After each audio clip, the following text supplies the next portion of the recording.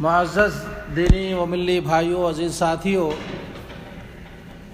اللہ رب العالمین کا شکر ہے کہ اللہ رب العالمین نے محض اپنے فضل و کرم سے ہمیں اور آپ کو اسلام اور ایمان جیسی قیمتی دولت سے نوازا۔ کہیے الحمدللہ۔ یہ اسلام دنیا کی سب سے بڑی نعمت ہے اور سب سے بڑی دولت ہے، اور اسی اسلام کے ماننے والوں کے لیے اللہ رب العالمین نے مرنے کے بعد کی زندگی میں جنت اور بے شمار نعمتیں رکھی ہیں۔ لیکن اس کے ماننے والوں کے لیے، اس کو فالو کرنے والوں کے لیے، اسلامی زندگی گزارنے والوں کے لیے بے شمار نعمتیں اللہ نے مرنے کے بعد کی زندگی میں رکھی ہیں۔ ایسی ایسی نعمتیں رکھی ہیں کہ اللہ نے خود حدیث قدسی کے اندر فرمایا، ما لعین رأت ولا اذن سمعت ولا خطر علی قلب بشر، کہ انسانوں میں نے تمہارے لیے جنت میں ایسی ایسی نعمتیں رکھی ہیں جس کو نہ تمہاری آنکھوں نے دیکھا ہے، نہ تمہارے کان نے سنا ہے، اور نہ تمہارے دل میں اس کا خیال پیدا ہوا ہے۔ تو یہ ساری نعمتیں اللہ نے اسلام کو فالو کرنے والے اور اسلامی شرعی زندگی گزارنے والوں کے لیے رکھی۔ میں نے پچھلے دنوں آپ کو بتایا تھا کہ اللہ کے رسول صلی اللہ علیہ وسلم نے فرمایا، ان الدین یسر، دین آسان ہے، دین آسان ہے میرے بھائی، دین پر عمل کرنا آسان ہے۔ اگر ایک آدمی عزم اور ارادہ کر لے کہ میں مسلمان ہوں، میں اسلام کے مطابق زندگی گزاروں گا، شرعی زندگی گزاروں گا، تو بڑی آسانی کے ساتھ وہ زندگی گزار سکتا ہے۔ بس شرط ہے کہ انسان عزم کرے، ارادہ کرے، ٹھان لے کہ مجھے اسلامی زندگی گزارنا ہے۔ تو اب اگر ایک آدمی اسلامی اور شرعی زندگی گزارنا چاہتا ہے تو اس کے لیے دیکھیے کہ کتنا آسان اسلام ہے، کتنی آسانی کے ساتھ انسان اس پہ عمل کر سکتا ہے۔ اللہ کے رسول صلی اللہ علیہ وسلم نے فرمایا، بنی الاسلام علی خمس، اسلام کی بنیاد 5 چیزوں پر ہے۔ شہادت اللہ الہ الا اللہ وان محمدن عبدہ ورسولہ، اس بات کی گواہی دینا کہ اللہ کے سوا کوئی سچا معبود نہیں اور محمد صلی اللہ علیہ وسلم اللہ کے بندے اور اس کے رسول ہیں۔ ہو گئی ایک چیز۔ وَإِقَامِ الصَّلَاةِ، دوسری چیز ہے نماز قائم کرنا۔ وَإِيتَاءِ الزَّکَاۃ، تیسری چیز ہے زکوٰۃ دینا۔ وَالْحَجُّ الْبَیْتِ، اور بیت اللہ شریف کا حج کرنا۔ وَصَوْمِ رمضان، اور رمضان کے مبارک مہینے کا روزہ رکھنا۔ یہ 5 چیزیں ہیں۔ اس میں سے پہلی چیز شہادتین کے اقرار، اس کا تعلق عقیدے سے ہے انسان کا۔ ایک آدمی جب شہادتین کا اقرار کرتا ہے، کلمہ شہادت پڑھتا ہے اور گواہی دیتا ہے، اشہد ان لا الہ الا اللہ وان محمدن عبدہ ورسولہ، کہ میں گواہی دیتا ہوں کہ اللہ کے سوا کوئی سچا معبود نہیں اور محمد صلی اللہ علیہ وسلم اللہ کے بندے اور اس کے رسول ہیں، تو وہ بندہ اسلام کے اندر داخل ہو جاتا ہے، چاہے اس کا مذہب کچھ بھی رہا ہو۔ تو اس کا تعلق عقیدے سے ہے، یہ اسلام کا پہلا فریضہ ہے۔ اب اسلام میں داخل ہو گیا بندہ، اب اس کے اوپر جو ہے اللہ نے فرض کیا ہے، وَإِقَامِ الصَّلَاةِ، نماز کو قائم کرنا، نماز کو فرض کیا۔ نماز ایک محتم بالشان عبادت ہے، نماز کے بغیر اسلامی زندگی کا تصور نہیں کیا جا سکتا۔ نماز کے بغیر کوئی آدمی شرعی زندگی نہیں گزار سکتا، اسلام کے اندر قائم نہیں رہ سکتا، باقی نہیں رہ سکتا۔ اگر اسلام کے اندر رہنا ہے، اگر اسلام سے آپ کو محبت ہے، تو آپ کو لازمی طور پر نماز پڑھنی پڑے گی۔ جس طرح سے مچھلی بغیر پانی کے زندہ نہیں رہ سکتی، ایک اسلام، ایک مسلمان بغیر نماز کے حالت اسلام پہ قائم نہیں رہ سکتا۔ ضروری ہے، لازم ملزوم ہے۔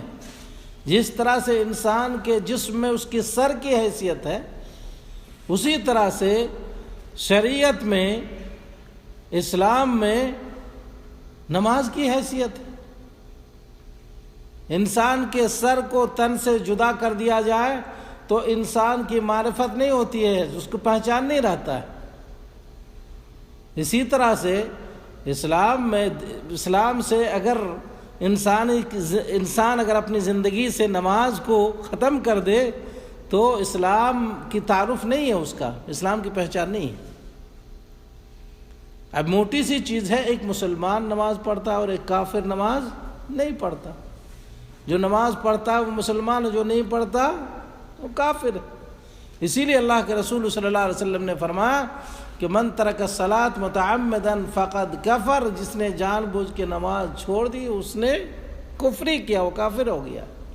اللہ کے رسول صلی اللہ علیہ وسلم نے فرمایا العہد الذی بیننا وبینہ الصلاۃ فمن ترکہا فقد کفر، ہمارے درمیان اور ان کے درمیان عہد و پیمان نماز کا ہے، جس نے نماز کو چھوڑ دیا وہ کافر ہو گیا۔ اسی طرح سے اللہ کے رسول صلی اللہ علیہ وسلم نے فرمایا بین الرجل والکفر والشرک ترک الصلاۃ، آدمی اور کفر شرک کے درمیان فرق جو ہے نماز کا ہے۔ تو نماز ایک محترم شان عبادت ہے میرے بھائیوں، اور اسلام کے اندر یہ سب سے اہم چیز ہے، اہم عبادت ہے۔ اور آپ کو معلوم ہونا چاہیے کہ سب سے پہلے اللہ رب العالمین نے ہم سب کے محبوب نبی محمد الرسول اللہ صلی اللہ علیہ وسلم کو جب معراج کے سفر میں بلایا تو 50 وقت کی نماز فرض کی تھی۔ 50 وقت کی نماز اللہ نے اس کو معاف کیا، معاف کیا، معاف کیا، معاف کرتے کرتے صرف 50 کے بجائے 5 نمازیں فرض کی اور 50 وقت کا اجر ثواب لکھ دیا۔ الحمدللہ، یہ 5 وقت کی نماز ہے۔ یہ بندہ اور رب کے درمیان ربط ہے، تعلق ہے، گڈ کنیکشن ہے، علاقہ ہے نا؟ تو یہ نماز جو ہے، اور نماز دیکھیے کتنا آسان ہے، اس میں نہ روپیہ لگتا ہے، نہ پیسہ لگتا ہے، نہ زیادہ محنت لگتی ہے، نہ مشقت ہے، کچھ نہیں۔ روپیہ پیسہ بھی نہیں لگتا، محنت بھی نہیں لگتی، زیادہ اتنا ٹائم بھی نہیں لگتا ہے، اور انسان نماز پڑھتا ہے تو اس کو دینی فائدے کے ساتھ ساتھ دنیاوی فائدے کے ساتھ ساتھ جسمانی فائدہ بھی ہوتا ہے، جسمانی فائدہ بھی ہوتا ہے، روحانی فائدہ بھی ہوتا ہے، دینی فائدہ بھی ہوتا ہے، فائدہ ہی فائدہ ہے نماز میں۔ انسان کے دل میں سکون ملتا ہے، چین ملتا ہے، آرام ملتا ہے۔ اس لیے میرے بھائیوں، نماز ایک محترم بالشان عبادت ہے۔ تو اسلام میں داخل ہونے کے بعد پہلی چیز جو فرض کی ہے اللہ رب العالمین نے ایک مسلمان پر، 5 ٹائم کی نماز ہے۔ اسے ہمیں اور آپ کو اپنی زندگی کا لازمی جز بنانا چاہیے، کوئی بہانہ نہیں کرنا چاہیے، سستی، تکاسلی، کاہلی ہے نا، نہیں کرنا چاہیے۔ اگر آپ کو یہ نماز سے آپ کے بیوی بچے غافل کر دے تو اس کو اللہ نے عدو کہا، دشمن کہا، دشمن کہا کہ تمہارے مال اور تمہارے اولاد عدو لکم، تمہارے دشمن ہے، فاحذروا، اس سے بچو۔ تو انسان کا مال کب اس کا دشمن ہوتا ہے؟ جب مال بن جائے سبب نماز سے غافل ہونے کا، دور رہنے کا۔ اولاد کب دشمن بن جاتا ہے؟ جب اولاد کے لیے کمائی دھمائی کرنے میں، یا اس کی خاطرداری میں، یا اس کی تیمارداری میں، یا اولاد کی تربیت میں اگر نماز آپ کا مانع بن جاتا ہے، نماز میں رکاوٹ ہو جاتی ہے، تو وہ اولاد آپ کے لیے دشمن کا ہے، فاضل اس سے بچو۔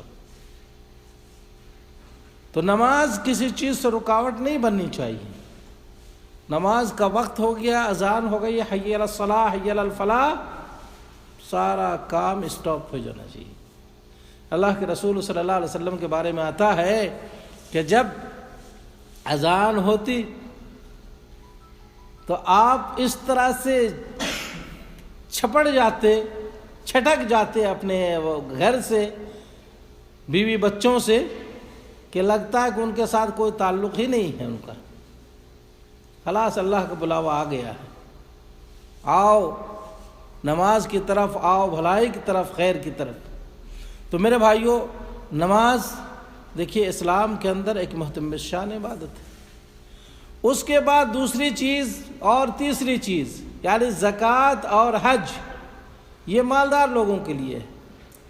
اگر مالدار ہے اور اس کے پاس نصاب تک مال ہے تو سال میں ایک مرتبہ 2.5% مال کا زکوٰۃ نکال کے فقیر مسکین بیوہ یتیم اور 8 قسم کے مستحقین میں زکوٰۃ کے مال کو خرچ کرنا ہے، تقسیم کرنا ہے۔ اور اگر مالدار ہے تو زندگی میں ایک بار حج فرض ہے، اور اگر مالدار نہیں ہے تو حج بھی نہیں ہے، زکوٰۃ بھی نہیں ہے۔ تو یہ نماز ہو گیا غریب آدمی کے لیے، فقیر آدمی کے لیے، اور والصوم رمضان، رمضان کے مبارک مہینے کا روزہ ہے، 1 مہینے کا روزہ رمضان کے مبارک مہینے کا۔ یہی 2 فریضہ ہے میرے بھائی۔ جو آدمی غریب ہے، مسکین ہے، مالدار نہیں ہے، ان کے لیے 5 ٹائم کی نماز ہے اور سال میں 1 مہینے کا روزہ ہے۔ روزہ میں بھی دیکھیے انسان کو نہ روپیہ لگتا ہے نہ پیسہ لگتا ہے۔ روزہ میں بھی انسان کو روحانی فائدہ ہے، جسمانی فائدہ ہے، دینی فائدہ ہے، ہر طرح کے فائدے ہے نا۔ تو یہ اسلام، اس کے علاوہ اسلام ہر اچھائی کا حکم دیتا ہے، ہر برائی سے روکتا ہے۔ تو یہ اسلام کتنا آسان ہے، آپ دیکھیے کہ اس پر انسان بڑی آسانی کے ساتھ عمل کر سکتا ہے، کہ بڑی آسانی کے ساتھ آدمی نماز بھی پڑھ سکتا ہے 5 ٹائم کا، اور بڑی آسانی کے ساتھ 1 مہینے کا روزہ بھی رہ سکتا ہے بندہ۔ مالدار ہے تو سال میں 1 مہینے کا، 1 سال میں 2.5% زکوٰۃ ایک بار نکالنا ہے۔ مالدار ہے تو زندگی میں 1 بار حج کرنا ہے۔ یہ کوئی مشکل کام ہے؟ کوئی مشکل کام نہیں ہے۔ ہم اور آپ اگر پیسے والے ہیں، روپیے والے ہیں، تو کتنے پیسے ایسے ویسے ہم اور آپ ادھر ادھر دے دیتے ہیں، رشتہ داروں کو دے دیتے ہیں۔ فلاں رشتہ دار کی شادی ہے، فلاں آدمی کا ایکسیڈنٹ ہو گیا، فلاں آدمی بیمار ہو گیا، فلاں آدمی کا آپریشن ہے نا۔ آپ سعودی میں رہتے ہیں، آپ کا ہر رشتہ دار آپ سے کانٹیکٹ کرتے ہیں، چیز آئے کہ آپ کے بھائی بہن اور جو خاص قسم کے رشتہ دار ہیں وہ تو ایک دم حق کے ساتھ آپ کے ساتھ کانٹیکٹ کرتے ہیں اور آپ سے مطالبہ کرتے ہیں۔ اور اگر آپ کا سالانہ مان لیجئے کہ 10,000 20,000 زکوٰۃ نکلتا ہے تو آپ سال میں 50,000 آپ جو ہے ان کی مدد کر دیتے ہیں، شادی بیاہ کے موقع پر، علاج کے موقع پر، ہے نا۔ یہی چیز انسان اگر حساب کرے، زکوٰۃ نکالے اپنے مال کا، تو زکوٰۃ بھی پاک ہو گیا اور مال بھی، اس مال کی بھی حفاظت ہو گئی، مال میں بھی اضافہ ہو گیا، برکت ہو گیا۔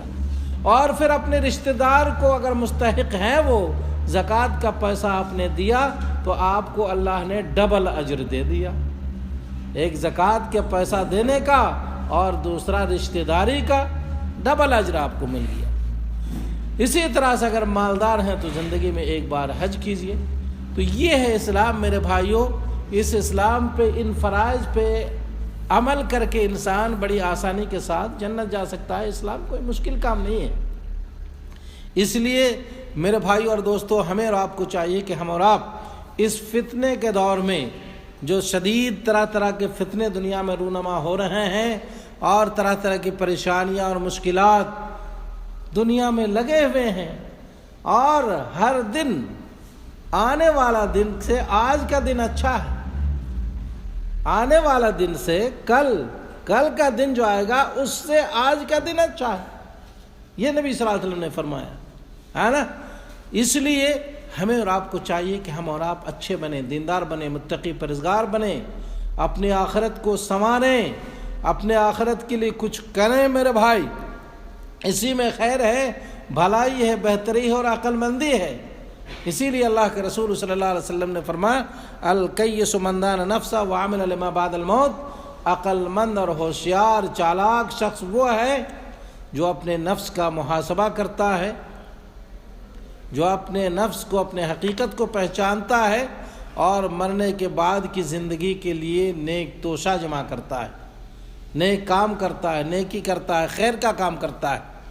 اس لیے میرے بھائی اور دوستو، ہمیں اور آپ کو چاہیے کہ ہم اور آپ عقل مند بنیں، ہوشیار بنیں اور اپنی آخرت کو سنواریں۔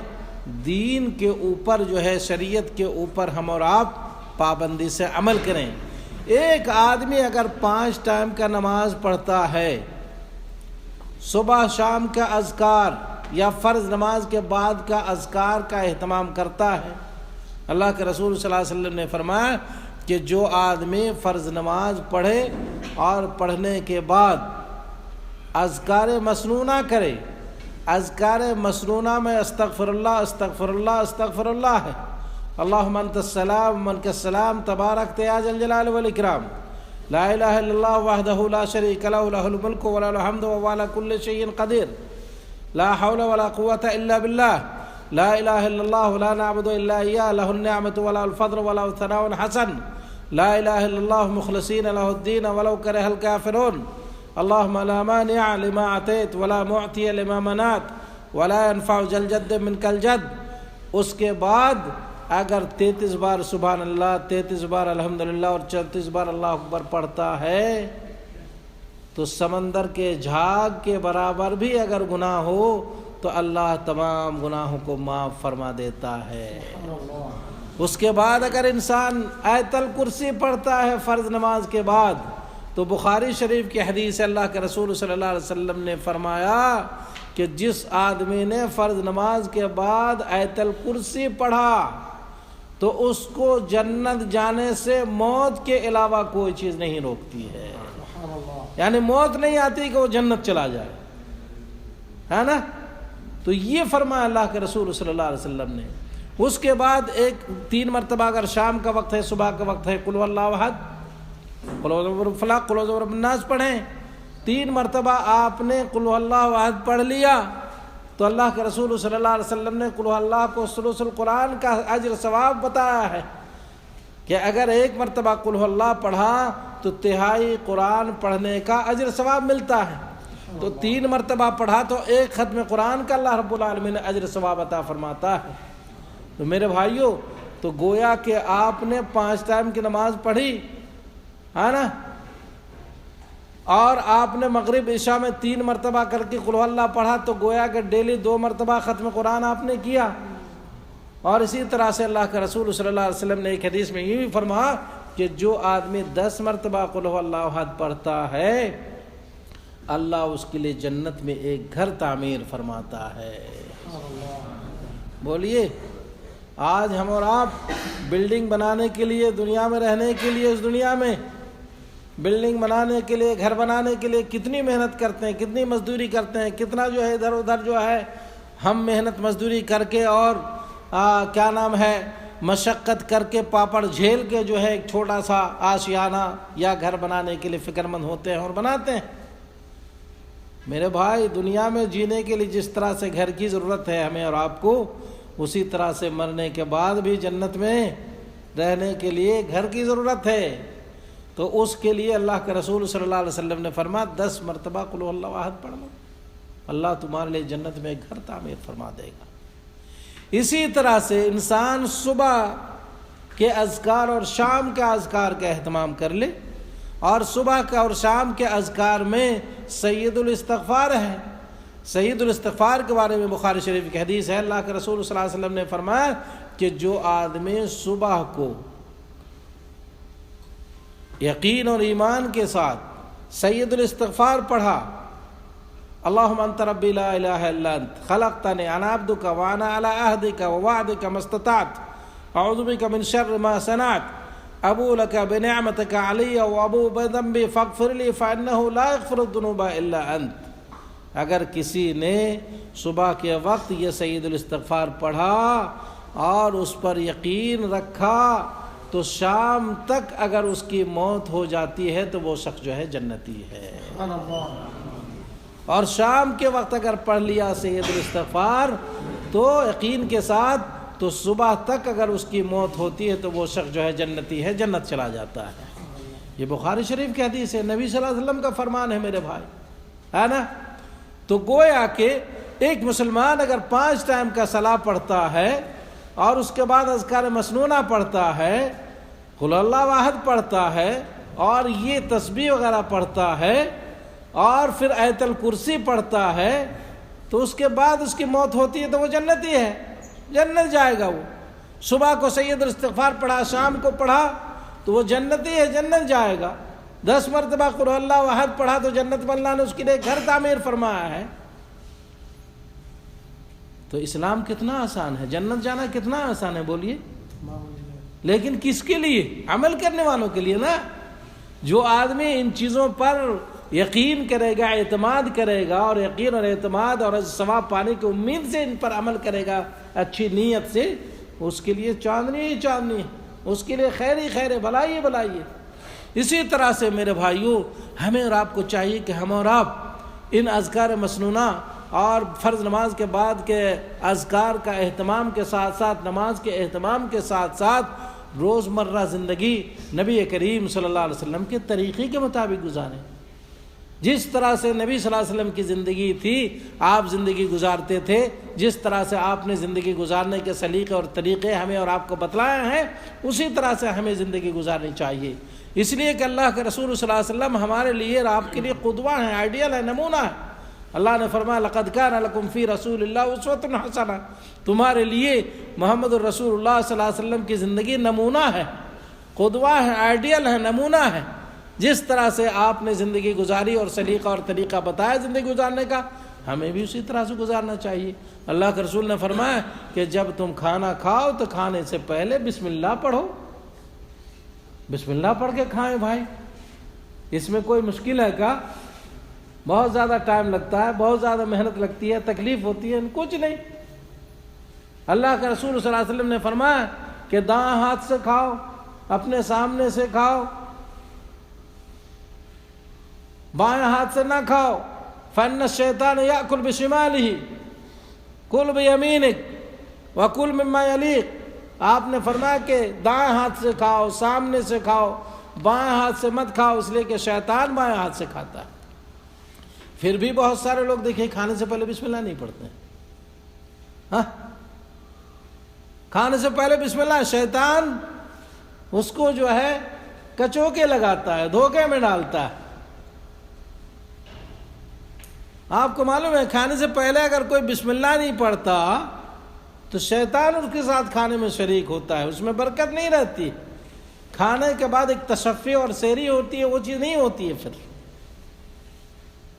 اللہ کے رسول صلی اللہ علیہ وسلم کی ایک حدیث ہے کہ اگر کوئی شخص روم کے اندر داخل ہوا شام کو اور اس نے بسم اللہ نہیں پڑھا، بسم اللہ ولجنا وبسم اللہ خرجنا وعلی ربنا توکلنا، گھر میں داخل ہونے کی دعا نہیں پڑھا، تو شیطان کہتا ہے کہ لو آج جو ہے اس کے گھر میں سونے کی جگہ ہم کو مل گئی، سونے کی جگہ ہوگی۔ اس کے بعد جب بندہ کھانے کے لیے جاتا ہے اور رات کا کھانا کھاتا ہے اور اس میں پھر بسم اللہ نہیں پڑھتا ہے، تو شیطان کہتا ہے کہ لو آج جو ہے اس کے یہاں سونے کی بھی جگہ مل گئی اور رات کا کھانا بھی مل گیا۔ اس سے کیا پتہ چلا؟ نبی صلی اللہ علیہ وسلم کی حدیث سے پتہ چلا کہ جو آدمی گھر میں داخل ہوتے وقت دعا نہیں پڑھتا ہے، اس کے ساتھ رات بھر شیطان سوتا ہے۔ جو آدمی کھانے میں بسم اللہ نہیں پڑھتا ہے، اس کے ساتھ شیطان کھانا کھاتا ہے۔ یہ نبی صلی اللہ علیہ وسلم حدیث ہے میرے بھائی، پڑھیں گے انشاءاللہ بسم اللہ آج سے۔ کھانا کھائیں یا پانی پئیں یا چائے پئیں، بسم اللہ، بسم اللہ پڑھ کے کیجیے نا۔ نبی صلی اللہ علیہ وسلم کو سنت ہے، طریقہ ہے میرے بھائی، فائدہ ہے اس میں، برکت رکھی اللہ رب العالمین نے، اجر ثواب رکھا ہے اس میں اللہ رب العالمین نے۔ اس کے بعد کھانے کے بعد الحمدللہ پڑھیے، الحمدللہ الذی اطعمنی ھذا ورزقنی من غیر حول منی ولا قوہ۔ اگر کوئی آدمی کھانے پینے سے پہلے بسم اللہ پڑھتا ہے اور بعد میں دعا پڑھتا ہے تو اس کی کھانا اور پینا جو ہے اللہ کے ہاں عبادت شمار کیا جاتا ہے، اجر ملتا ہے اس میں۔ اسی طرح سے میرے بھائی اور دوستو، ہمیں اور آپ کو چاہیے کہ بائیں ہاتھ سے ہرگز نہیں پئیں کوئی چیز، نہیں کھائیں، منع کیا اللہ کے رسول صلی اللہ علیہ وسلم۔ ایک مرتبہ ایک شخص نے بائیں ہاتھ سے کھانا کھایا، اللہ کے رسول نے فرمایا کہ تم بائیں سے کیوں کھا رہے ہو؟ تو اس نے کوئی عذر کیا ایسے ہی، اللہ کے رسول نے کہہ دیا کہ تمہیں ویسا ہی ہو جائے، تو پھر وہ ہاتھ دوبارہ اٹھا ہی نہیں سکا۔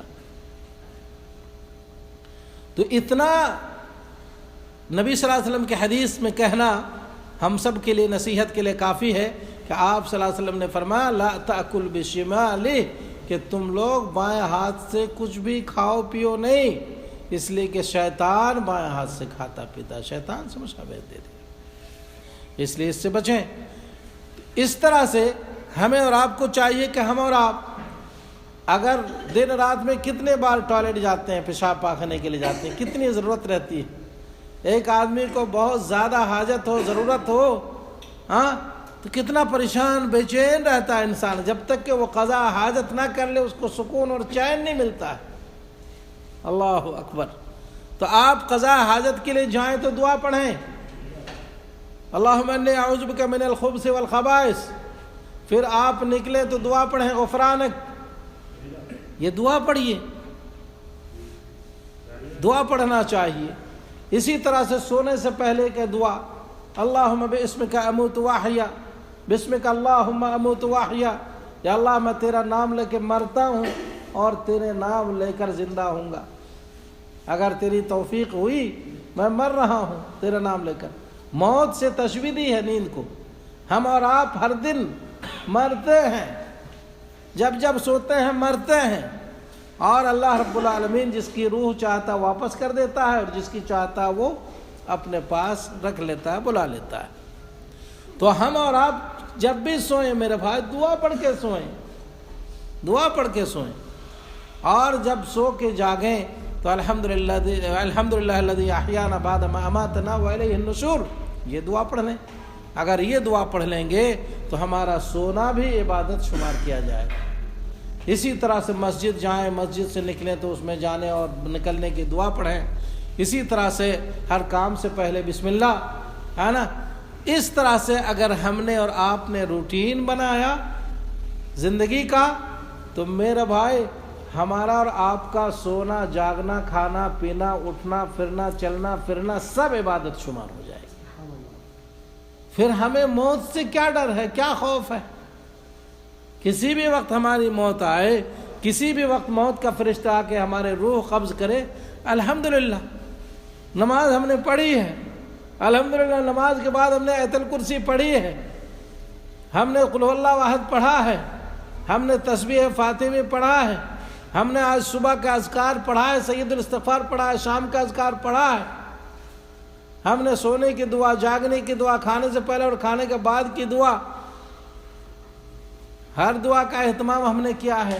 اب کوئی ڈر اور خوف ہی نہیں میرے بھائی، بڑی آسانی کے ساتھ انسان جو ہے جنت جا سکتا ہے۔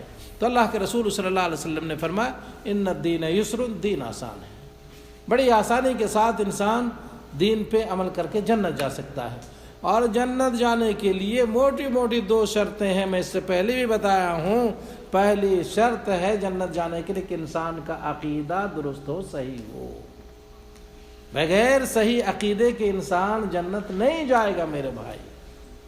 لازمی طور پر انسان کا عقیدہ صحیح ہونا چاہیے۔ اور دوسری چیز کہ انسان عمل صالحہ کرے، یعنی جو بھی عمل کرے، نماز روزہ حج زکوٰۃ تسبیح تلاوت قرآن پاک ذکر اذکار، وہ اللہ کی رضا کے لیے کرے اور نبی کریم صلی اللہ علیہ وسلم کے طریقے کے مطابق کرے۔ کوئی بھی عمل ہم کریں تو وہ اللہ کو خوش کرنے کے لیے، اللہ کی رضا کے لیے کریں اخلاص کے ساتھ، اور نبی صلی اللہ علیہ وسلم کے طریقے کے مطابق کریں، تو وہ عبادت اللہ کے ہاں قابل قبول ہے۔ اگر اس میں دونوں شرطوں میں سے کوئی ایک شرط نہیں پائی جائے گی تو ہماری وہ عبادت اللہ کے ہاں قابل قبول نہیں ہے۔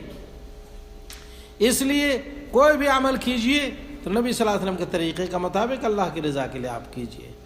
بہت سارے لوگ بہت ساری ایسی چیزیں، نئی چیزیں جو ایجاد ہوئی ہے بعد میں، جس کا کوئی ثبوت نہیں نبی صلی اللہ علیہ وسلم کی زندگی میں، صحابہ کرام کی زندگی میں، آپ صلی اللہ علیہ وسلم نے نہ اس پر عمل کیا، نہ کرنے کے لیے کہا، نہ کوئی ثبوت اور دلیل ہے، ایسی ایسی چیزیں بعد کے لوگوں نے ایجاد کر دی، اب لوگ نیکی اور اجر ثواب سمجھ کر ان چیزوں کا عمل کر رہے ہیں، کوئی فائدہ نہیں۔ چاہے آپ کی نیت کتنی اچھی ہو، چاہے آپ کتنا اخلاص اور اچھی نیت کے ساتھ وہ عمل آپ کر رہے ہوں، نبی کی مہر نہیں ہے، نبی کا طریقہ نہیں ہے، نبی کا سنت نہیں ہے، نبی کی زندگی میں اس کی دلیل نہیں ہے، تو کوئی فائدہ نہیں ہے۔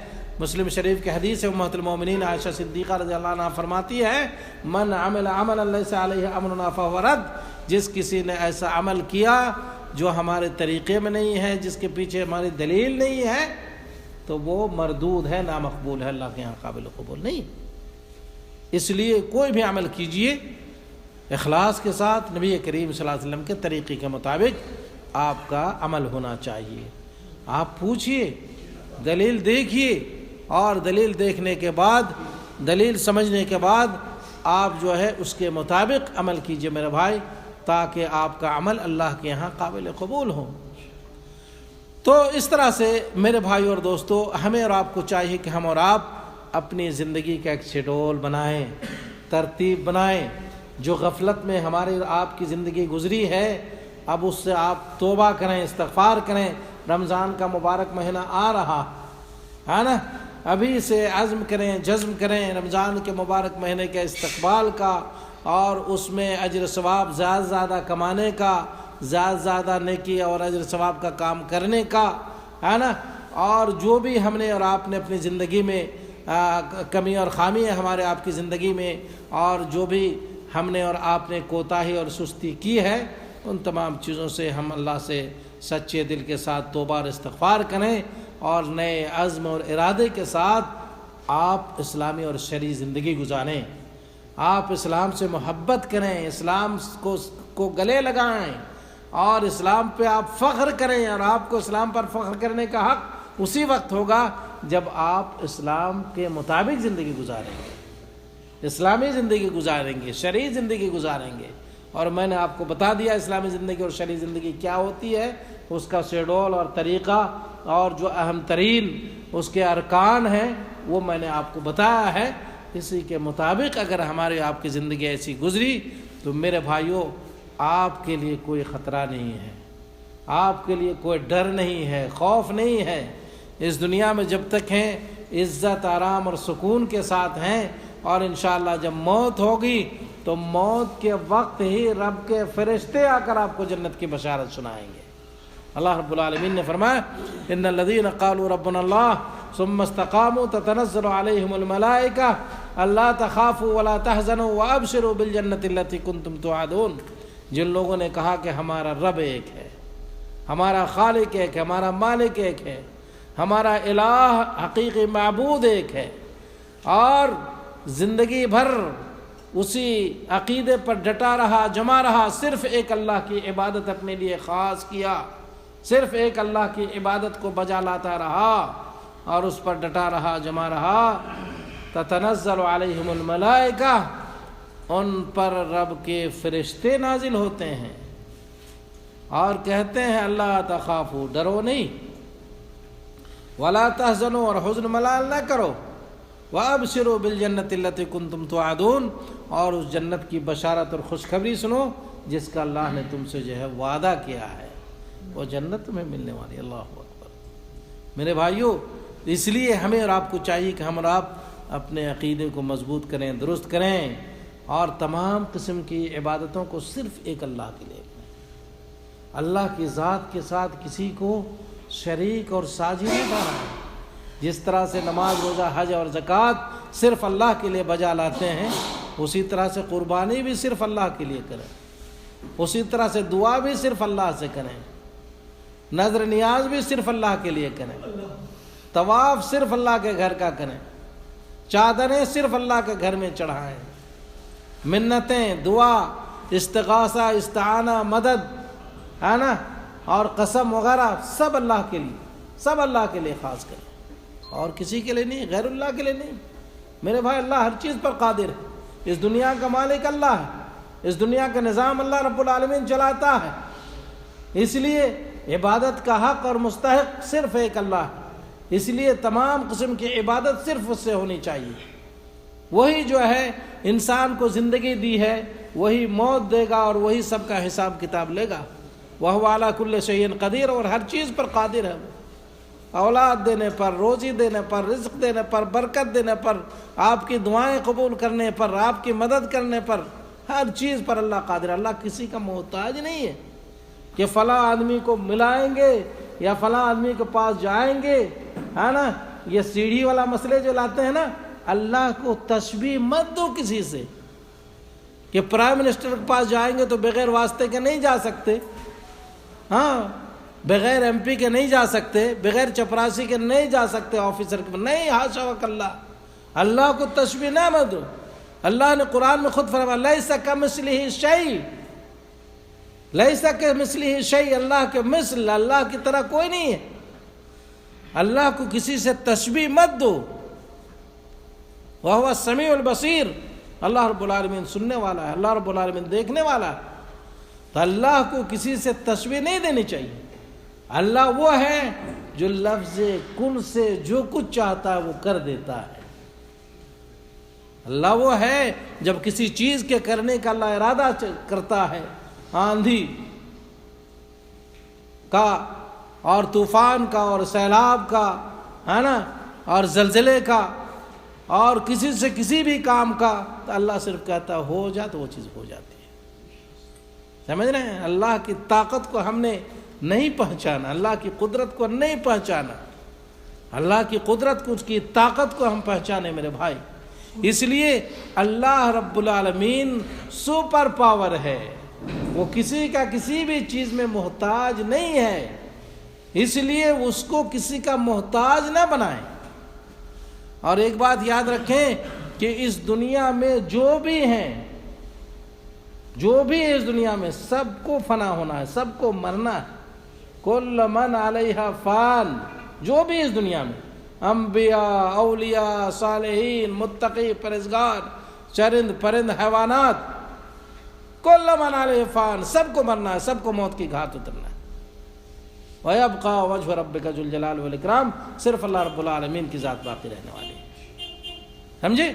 اور جو آدمی اس دنیا سے چلا گیا اس کا عمل کا سلسلہ بند ہو جاتا ہے، وہ اب کچھ نہیں کر سکتا آپ کے لیے، عمل بند، وہ آپ کے لیے نہ کوئی سفارش کر سکتا ہے، نہ آپ کو اللہ کے پاس پہنچاتا ہے، نہ اللہ کے پاس آپ کے لیے کچھ کرتا نہیں، بلکہ قیامت کے دن نبی کریم صلی اللہ علیہ وسلم کے بارے میں آتا ہے کہ شفاعت کریں گے تو نبی اپنی ذاتی خواہش سے نہیں کر سکیں گے شفاعت، اللہ جب آرڈر دیں گے، اجازت دیں گے، تب شفاعت کریں گے۔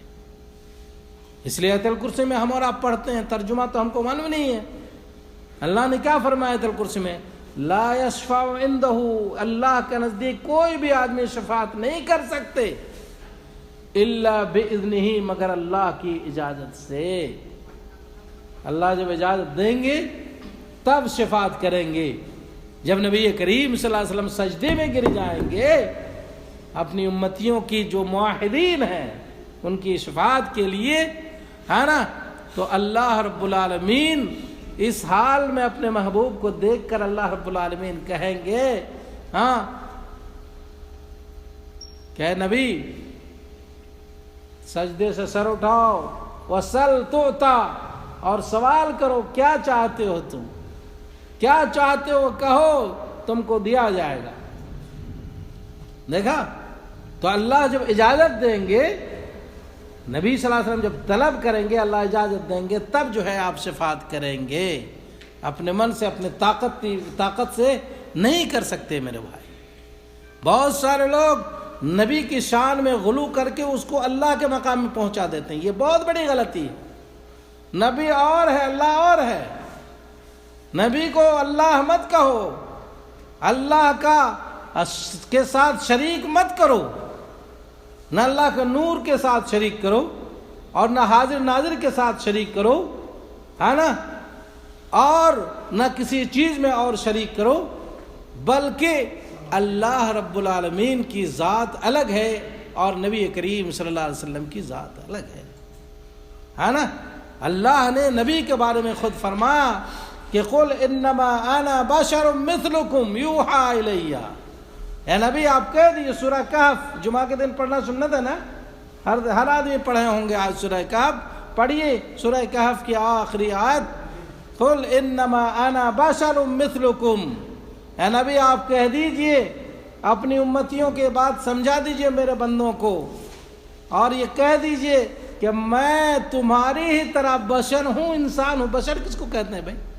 انسان کو کہتے ہیں. مثلکم تمہاری ہی طرح, جس طرح تم ماں اور باپ کے سمبند سے تم پیدا ہوئے ہو, ماں کے پیٹ سے پیدا ہوئے ہو, میں بھی ماں کے پیٹ سے پیدا ہوں. جس طرح تمہارے ماں باپ ہمارے بھی ماں باپ ہیں, تمہارے جو ہے اولاد ہمارے بھی اولاد ہیں. جس طرح سے تم کو تکلیف ہوتی ہے اور پریشانی بے چینی ہوتی ہے, ہم کو بھی ہوئی ہے نا. جس طرح سے تم کو موت آتی ہے مجھے بھی موت آئی ہے. یہ ساری چیزیں.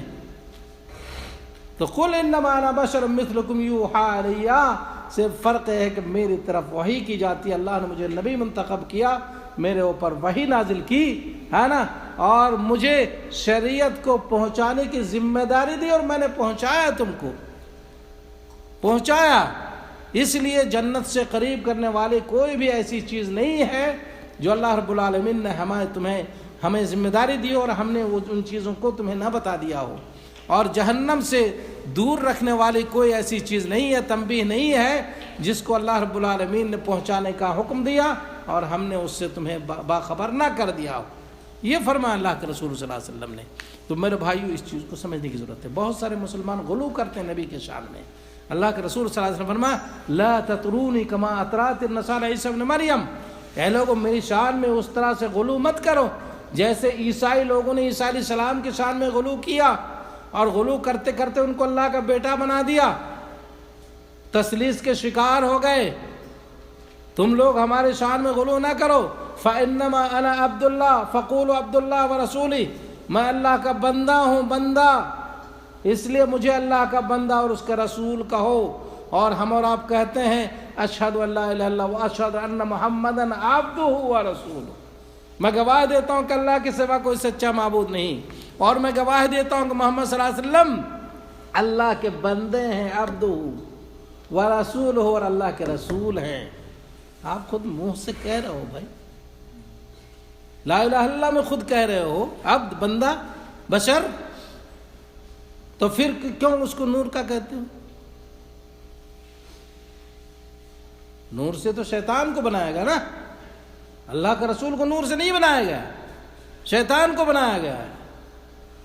اور اللہ کے رسول صلی اللہ علیہ وسلم کو مٹی سے بنایا گیا ہے. وہ بشر ہیں, انسان ہیں, وہ ہمارے بیچ کے آدمی ہیں. اللہ نے ان کو رسول اور نبی منتخب فرمایا, اس لیے ان کی شان میں ایسے گستاخی نہیں کرنی چاہیے. اگر کوئی آدمی کرے گا تو قرآن کا منکر ہوگا, اور قرآن کا منکر آپ کو معلوم ہے کہ وہ اسلام سے نکل جاتا ہے. اسی طرح سے نبی کی شان میں اور ایک بہت بڑی غلطی پائی جاتی ہے آج مسلمانوں میں, کہ نبی کو جو ہے حاضر ناظر کہتے ہیں. ارے بھائی, حاضر ناظر کی ذات صرف اللہ کی ہے, اللہ کی ذات ہے. یعلم خائنۃ الأعین وما تخفی الصدور. اللہ رب العالمین ہی کی ذات ہے جو آنکھ کی چوری کو جانتا ہے اور دل کے چھپے ہوئے راز اور بھیدوں کو جانتا ہے. یہ اللہ کی صفت ہے. اللہ ہر جگہ حاضر ناظر ہے. اللہ پوری دنیا کو اور کائنات کو دیکھ رہا ہے. اللہ عرش پر ہے, اور وہیں سے پوری کائنات کو, پوری کائنات کے لوگوں کو دیکھ رہا ہے, اور سب کے بارے میں اللہ کو اطلاع, باخبر ہے, اس سے باخبر ہے. ان کی باتوں کو سن رہا ہے, ان کو دیکھ رہا ہے, ان کے بارے میں علم ہے. یہ اللہ کی صفت ہے. تو اللہ نہ حاضر ہوا تو اب نبی کے بارے میں کیسے آپ کہیں گے کہ اللہ کے رسول ہر جگہ حاضر ناظر ہے؟ نعوذ باللہ. جائے کہ آپ صلی اللہ علیہ وسلم وفات پا گئے, آپ کی قبر بنی ہوئی ہے مدینہ الرسول میں, آپ کو دفنایا صحابہ کرام نے. ازواج مطہرات جو ہے, کیا نام ہے, ان لوگوں نے عدت گزاری. بی بی فاطمہ, اگر نبی صلی اللہ علیہ وسلم کی روح میں جان بھی رہتی ہے ذرہ برابر, تو ان کو مٹی کے اندر دفن کرنے دیتے. اللہ اکبر. میرے بھائی انسان کی عقل کہاں گئی؟ ارے بھائی ان کی برزخی زندگی ہے، برزخی زندگی ہے، نعمت کی زندگی، وہ قبر کی زندگی ہے، لیکن اس دنیا میں نہیں ہے. اس دنیا سے جس کی روح قفس انصری سے نکل گئی اس کو موت کہتے ہیں، اس کو موت کہتے ہیں، ہے نا. اور اللہ نے فرمایا انک میت وانہم میتون، اے نبی آپ مرنے والے ہیں اور آپ سے پہلے بھی لوگ جو ہے مرے ہیں. اور خطبہ دیا عمر بن الخطاب، کیا نام ہے، ابوبکر صدیق رضی اللہ عنہ نے، کہ من کان یعبد محمدا فإن محمدا قد مات، جو محمد کے ڈر سے عبادت کرتا تھا وہ سن لے کہ فإن محمدا قد مات، محمد صلی اللہ علیہ وسلم کی موت ہو گئی ہے. ابوبکر سے زیادہ ہم اور آپ جانتے ہیں کیا؟ ان سے زیادہ رشتہ داری ہے، ان سے زیادہ محبت ہے، نبی سے عقیدت ہے. تو ابوبکر صدیق رضی اللہ عنہ کیا کر رہے ہیں ممبر رسول پہ کھڑے ہو کے؟ جو محمد کے ڈر سے عبادت کرتا تھا وہ سن لے کہ فإن محمدا قد مات، محمد صلی اللہ علیہ وسلم مر گئے، انتقال کر گئے. اور اسی طرح سے ایک چیز یہ سمجھا دیتا ہوں، اس کو بھی تھوڑا سا دھیان سے سن لیجئے کہ نبی کریم صلی اللہ علیہ وسلم کے شان میں بہت سارے لوگ یہ عقیدہ رکھتے ہیں میرے بھائی، جو عقیدہ قرآن کے خلاف ہے، حدیث کے خلاف ہے، جو عقیدہ اللہ کے رسول کے عقیدے کے خلاف ہے، صحابہ کرام کے عقیدے کے خلاف ہے، تابعین، محدثین، فقہا، امام حنیفہ، امام شافعی، امام مالک، احمد بن حنبل کے خلاف ہے. وہ عقیدہ کیا ہے؟ کہ اللہ کے رسول کو عالم الغیب سمجھتے ہیں. اللہ کے رسول عالم الغیب نہیں ہے میرے بھائی. اللہ خود فرماتا ہے قرآن میں کہ اے نبی آپ کہہ دیجئے لوگوں کو، قل لو کنت عالم الغیب لاستکثرت من الخیر وما مسنی السوء، کہ کہہ دو کہ اگر میں عالم الغیب ہوتا تو میں بہت ساری خیر اور بھلائی کو اکٹھا کر لیتا اور مجھے کوئی ضرر اور تکلیف نہ پہنچتی. میں غزوہ بدر میں، احد میں جا کر ہمارے دندان مبارک شہید نہیں کر دیتا، میں اپنے آپ کو ہلاکت میں نہیں ڈالتا. میں اگر عالم الغیب ہوتا، مجھے پتا ہوتا کہ 70 بڑے بڑے صحابہ کرام شہید کر دیے جائیں گے، میرے جو ہے دانت کو شہید کر دیا جائے گا، لہو لہان کر دیا جائے گا، میرے چچا سید الشہداء حمزہ رضی اللہ عنہ کی ناز کے ساتھ بے حرمتی کی جائے گی، ان کے کلیجے کو نکال کر چبایا جائے گا، ان کے ہاتھوں اور پیروں کے انگلیوں کو کاٹ کر گلے کے ہار بنایا جائے گا، اگر یہ چیزیں مجھے علم ہوتا اس کا ذرہ برابر تو ہاشا وکلا میں جو ہے یہ مارنے کے لیے صحابہ کرام کو وہاں نہیں جاتا، خسارے اور نقصان کے لیے نہیں جاتا. سمجھ میں آ رہی ہے بات؟ کسی آدمی کو اگر علم ہو کہ ہمارے رشتہ داران اور ہمارے قریبی لوگ، بڑے بڑے بزرگ جو ہے فلاں جگہ جائیں گے تو انتقال ہو جائے گا، تو گویا کہ موت کو خود سے دعوت دی انہوں نے. یہی تو ہوتا ہے نا اس کا مطلب. اسی طرح سے اللہ رب العالمین نے فرمایا قل لا يعلم الغیب من فی السماوات والارض. دیکھو قرآن، اے نبی آپ کہہ دیجئے لا يعلم الغیب من فی السماوات والارض، زمین اور آسمان میں جو بھی آدمی ہے، جو بھی نبی ہے، ولی ہے، بزرگ ہے، کوئی بھی ہے، لا يعلم الغیب الا اللہ، اللہ کے سوا کوئی غیب کا علم نہیں رکھتا. سمجھ میں آ رہی ہے بات آپ لوگوں کو؟ غیب کو ہم نے سمجھا ہی نہیں. بھائی غیب یہ نہیں ہے، آج کل کے ڈاکٹر جو ہے نا، بچہ جب 3-4 مہینے 6-7 مہینے کا ہوتا ہے تو الٹرا ساؤنڈ کے ذریعے ہے نا وہ ڈاکٹر بتاتا ہے کہ ہاں لڑکا ہوگا یا لڑکی ہوگی، بتاتا ہے نا. تو ڈاکٹر کو عالم الغیب کہیں گے کیا؟ وہ تو الٹرا ساؤنڈ کیا، مشین کے اس سے سہارے سے اس نے ایک چیز کیا، اور وہ بھی ہو سکتا ہے کہ 90% اگر صحیح ہو، 10% ہو سکتا ہے کہ غلط بھی ہو سکتا ہے نا. تو اس کو عالم الغیب کہیں گے. تو اللہ کے رسول کو جتنی باتیں غیب سے متعلق یا آخرت سے متعلق، قبر سے متعلق اللہ نے بتائی، اتنی بات کا آپ کو علم تھا، اور جو باتیں نہیں بتائی اتنے بات کا علم نہیں ہے. اور غیب کا علم کیا ہے؟ غیب کا علم کہ سمندر کے اندر رہنے والی مچھلیاں اور کالی چٹان میں گھٹا ٹوپ رات میں کالی چٹان میں چلنے والی چونٹیوں کے آہٹ کو جو سنتا ہے، دل کے راز کو اور بھیدوں کو جانتا ہے، وہ ہے عالم الغیب. ٹھیک ہے میرے بھائی. تو یہ 3 چیزیں یا 4 چیزیں جو میں نے آپ لوگوں کو بتائی، یہ خدا را اس پہ آپ توجہ دیجیے گا، دھیان دیجیے گا، چونکہ بہت سارے مسلمان ہمارے جو ہے ابھی اللہ ہدایت دے ہم سب کو اور صحیح چیز سمجھنے کی توفیق عطا فرمائے. یہ مسئلہ جو ہے نا میرے بھائی بہت خطرناک ہے، عقیدے سے متعلق ہے. یہ 3 مسئلہ نبی کے شان میں جو میں نے بتایا یہ عقیدے سے متعلق ہے. اگر یہ عقیدہ ہے آپ کا تو آپ اللہ کو واسطے توبہ کریں، معافی مانگیں اللہ سے، اور اس عقیدے کو اپنے سینے سے نکال دیں. اگر آپ سیٹسفائیڈ نہیں ہیں ہے نا تو آپ مزید تحقیق کریں، آپ مزید قرآن اور حدیث کا مطالعہ کریں، اور مزید اس سلسلے میں جو ہے علماء ربانی سے آپ جو ہے معلومات کریں، تاکہ میرے بھائی اور دوستو ہمارا اور آپ کا عقیدہ صحیح ہو، درست ہو، اور مرنے کے بعد ہم اور آپ جنت پہ جا سکیں، جنت الفردوس میں جگہ حاصل کر سکیں. اللہ رب العالمین سے دعا کرتا ہوں کہ اللہ رب العالمین ہم سب کے عقیدے کی اصلاح فرمائے. اللہ ہم سب کو صحیح عقیدے کے مطابق اس دنیا میں زندگی گزارنے کی توفیق عطا فرمائے.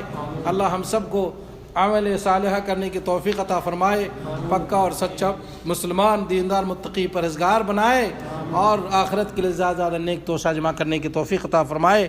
ربنا تقبل منا انک انت السمیع العلیم وتب علینا انک انت التواب الرحیم. وصلی اللہ علی نبینا محمد وعلی آلہ وصحبہ اجمعین.